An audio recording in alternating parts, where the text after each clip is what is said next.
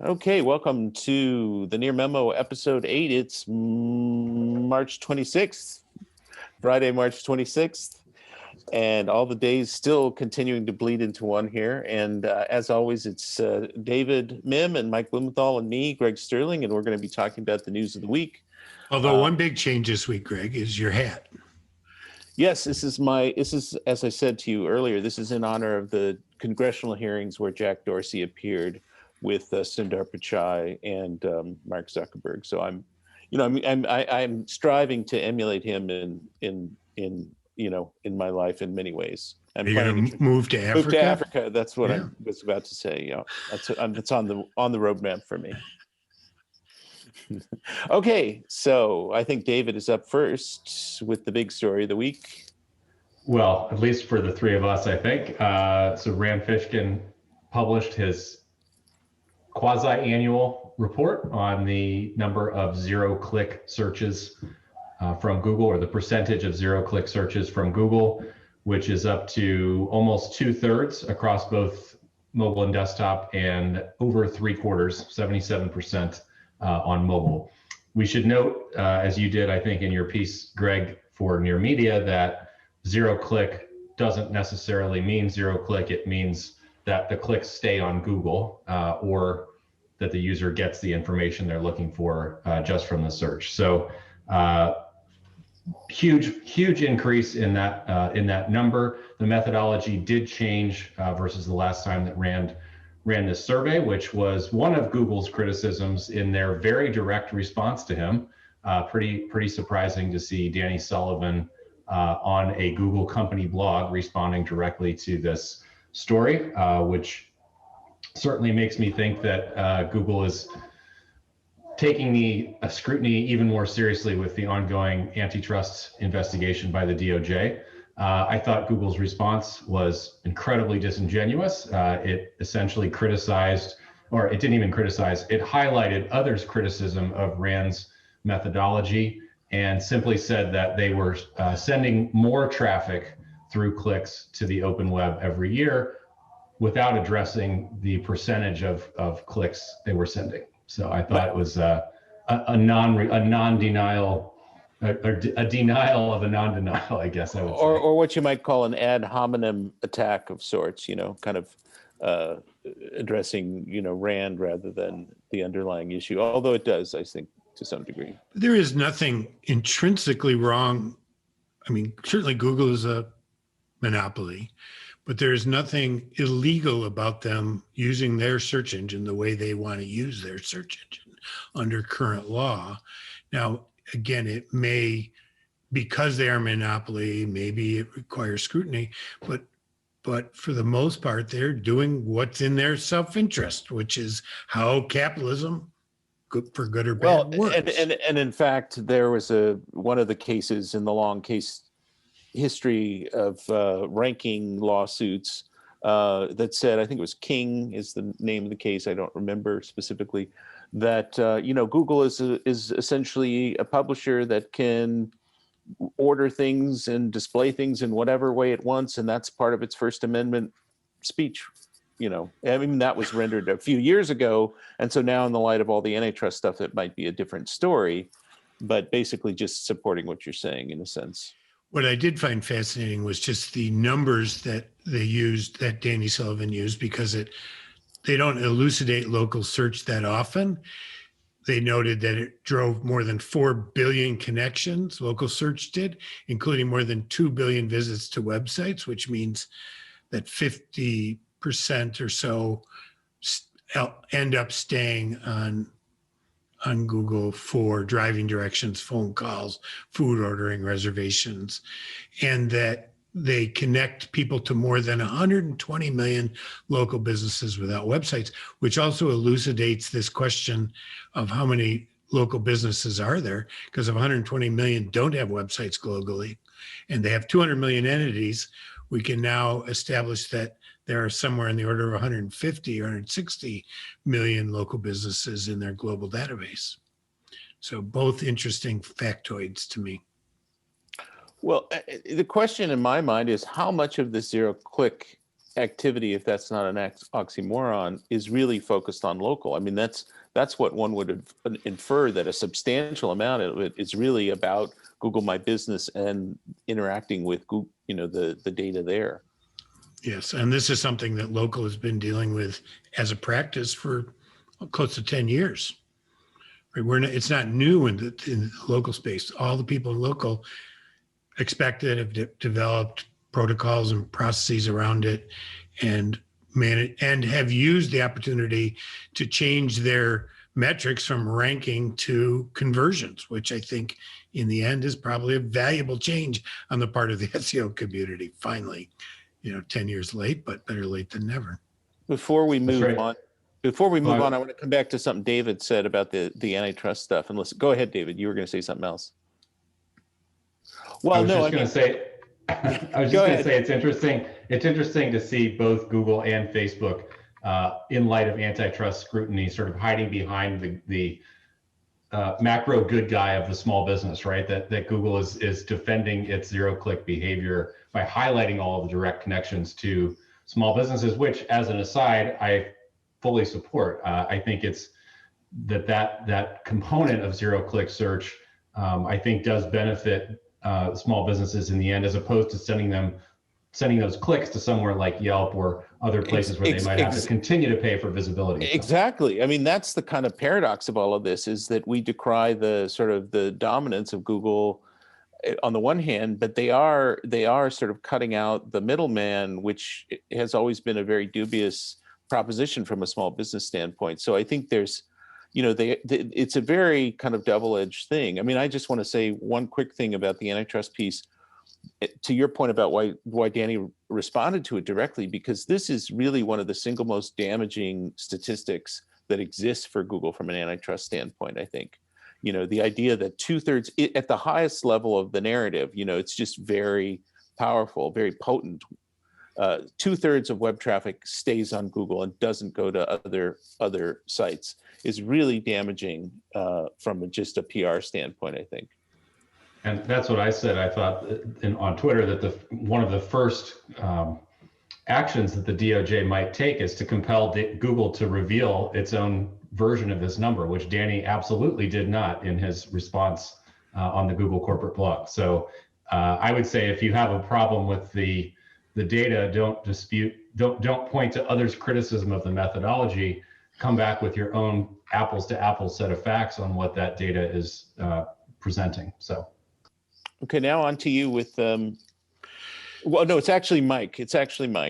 Sorry, this was you. It's on to Mike now with reviews and defamation. So what caught my eye was the State of Michigan Court of Appeals that I think Eric Goldman highlighted, and I went and read the rulings around Stephen Gersten, Michigan Auto Law, where Michigan Auto Law had a competitor apparently, or at least they claimed it was a competitor, left probably up to 3 one-star ratings. In the lower courts, it was categorically dismissed that it wasn't defamatory, that a rating could not be defamatory by its nature, that it was an opinion and couldn't be anything else. They took it to an appeals court. The appeals court affirmed the lower court ruling, said that a rating can't be defamatory, even if it's from a competitor and meant for malicious purposes.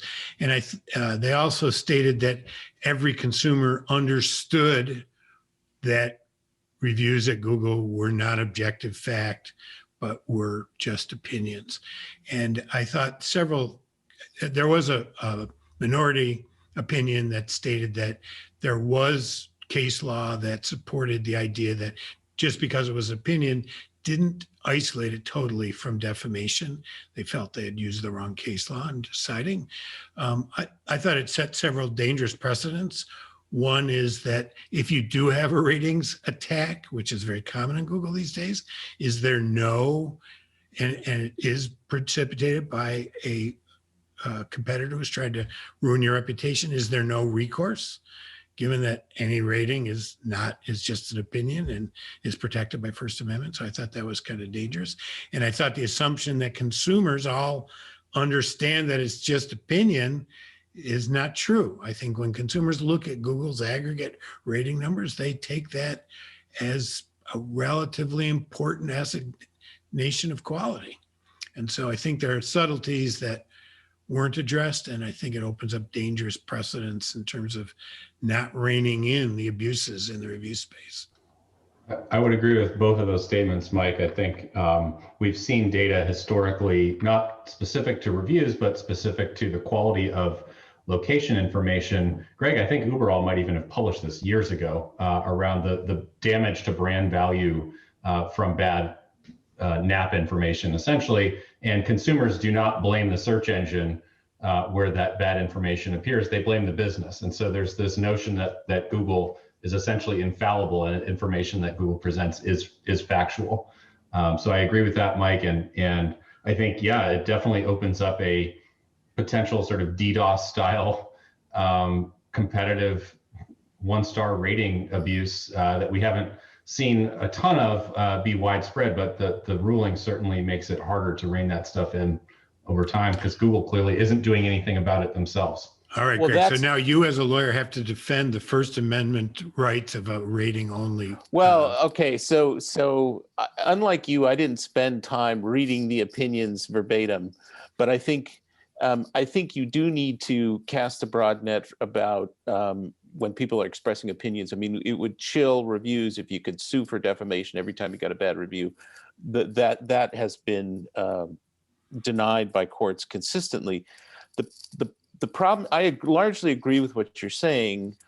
I think that I think consumers do understand that there's a collection of opinions behind these ratings, but in the aggregate, I think they do take on a quality of fact. And what the court seems to be doing is kind of punting, because I think there should have been an opportunity for the plaintiff to prove that the rating was from a competitor and there was an intent to defame. And I think that should have gone forward. If you can prove it, where you've got a malicious intent and you've got a competitor who's not a customer doing this, then there should be some legal recourse. Now it's all up to Google and review flagging and moderation. And, Google becomes essentially this sort of, like the company town, right? Where there's no legal authority. It's really just all about Google. And so there will be some people running around with impunity, seeing what they can get away with, I think. Right. Yeah, they were denied discovery in the lower court. That's why it went to appeal. They were not given any opportunity for discovery. So I think at what point does, should it engender the right to go to discovery? I mean, at a default basis, makes sense. It's protected speech, but at some point it becomes abusive. And this ties in actually with a great long article that I read a couple of weeks ago by Ann Applebaum and a co-author whose name unfortunately escapes me, on The Atlantic, about the implication of anonymous or the implications of anonymous digital media usage on democracy. And this is kind of, this isn't sort of rising to the level of a threat to democracy, but sort of the same thing, where you can have anonymous aggregate opinions sort of feeding on themselves and presenting as fact in a search result. I mean, we would hope. I wonder if that. Sorry, go ahead. No, go ahead. No, I just wonder if that's the remedy. We would hope that that most people are good. This is like a human nature question. Most people are good. Most people are going to be honest, and you're only going to get a very small number if you build up your reviews and you have a sort of an ongoing program. You may have a few of those, but it's not going to drag you down. Hopefully people are honest and not going to do that. But the most common, I think the most common kind of review fraud is a business writing a positive review or soliciting friends and family to write positive reviews for themselves. And then I think number two is the competitor scenario, if I'm not mistaken. Yeah, I just started reading the FTC researchers' report on do bad businesses get good reviews, evidence from online review. I just was reading it in depth. So maybe if I can, I may even write a blog post on it, Craig. Very good. All right. To beat you to the punch here. You got to be really careful about what you say in front of me, Mike. I'm just like a child in that way. It's okay. I need someone to crack the whip occasionally. All right. So I need to craft the whip on myself here. But so the third thing, I mean, there's a lot of interesting stuff going on. One thing that we won't talk about is just the pent up spending that looks like it's waiting to be unleashed, which is pretty interesting. There are two pieces on that basically recently. But I want to talk about Yahoo. So Verizon came out and said, we're going to build a bunch of new subscription revenue products, and we're going to rebrand most of our, or substantially all of our consumer media properties with the Yahoo brand. And I thought that was really fascinating. And many of these will be Yahoo Plus, Yahoo Mail Plus, Yahoo Finance Plus. So I guess there'll be some tiered approach with some freemium kind of thing. But what's most interesting to me, there's two things that are interesting about this. One is Yahoo hacked email plus. One thing that's interesting is just the Yahoo brand, which has been so neglected over the years, and especially after Verizon took over, they just didn't do much to keep it going. I mean, it's sort of going on its own, but once Yahoo once was in the position of Google. It was like AOL and Yahoo in the early days, and now it's Google and Facebook. Can they revive the brand? It'll be interesting sort of as a case study. And then the other one is that, David, we just talked about a few minutes ago, was the idea of now in this first party data world, Verizon has a really interesting trove of email addresses and cell phone numbers. And user locations and massive amounts of user data that is incomprehensible. And they have an ISP also, which sort of adds in there too. Yeah, and they still have, as we were talking about earlier as well, they still have a handful of very compelling consumer properties, of which I'm an active user for 4 months a year in the fantasy football world. So I think Yahoo has turned out to be a very good buy for Verizon, whether or not they saw this death of the third-party cookie coming, or it's sort of worked out in their favor. But I do think that Yahoo is still clearly very much an asset that can be leveraged to great effect by Verizon. It'll be interesting to see if the name can ever be burnished once again to take on some patina of respectability. I mean, in my mind, it is so associated with hacked emails and, old people not knowing how to use email, et cetera, that I have a hard time thinking about it in any respectful way. Well, if you think about how many brands are there online, sort of true internet brands, there aren't that many that you can name off the top of your head, and Yahoo is one of them. That's true. And so, although you asked the other day, when's eBay going to go away? I mean, I am amazed by eBay's sort of survival. It's the number 2 e-commerce company according to the piece we did today, and this is a digression, but I'm really surprised that eBay has hung on as it has, But it'll be interesting to see whether Yahoo can as a brand sort of reclaim its former position. Certainly as an advertising context, it is going to be a powerful. Well, the Yahoo portal was over monetized. They just crammed way too much advertising into it. They could clean that up. Really make that a better user experience. And then they could do a campaign on behalf of Yahoo. And it's possible that they could revive the brand. I think they're going to have to do something like that if they want to push all these subscription products, other than at the installed base of the fantasy football players or the Yahoo Finance. And then again, go ahead. It could just show up as bloatware on Verizon phones. Unfortunately, that may turn out to be the case. Yeah, David, what were you going to say? I was just going to say they also have, it's not just fantasy content, right? It is Yahoo Sports is also a very popular portal. They have one of the top NBA reporters, Chris Haynes, who breaks all kinds of terrific player interviews and GM interviews and all that stuff. So I think that they have theoretically, they're pretty well positioned as a horizontal content play, as well as a couple of deep vertical sort of expertise in product. And Yahoo News used to be really good too. I mean, there was a lot of really good content and good, on Yahoo News. And they have all these media properties, although I can't name them off the top of my head. I mean, the AOL stuff, all the AOL stuff. So they could funnel that behind a Yahoo News brand. That would be kind of interesting. as well. Okay, we're out of time for this week. Any final thoughts or self-promotional comments you want to make? Not necessarily. I'll say thank you to the folks at Cinda who hosted me for a product sort of roundtable discussion earlier this week. So thank you, Cinda, for that. We do still have 2 events coming up that multiple of us are involved with, Local EU Advanced, as well as the Street Fight Summit. So take a look at both of those if you're interested in more great local and digital content. Okay, and Mike, nothing to add there? Nothing to add.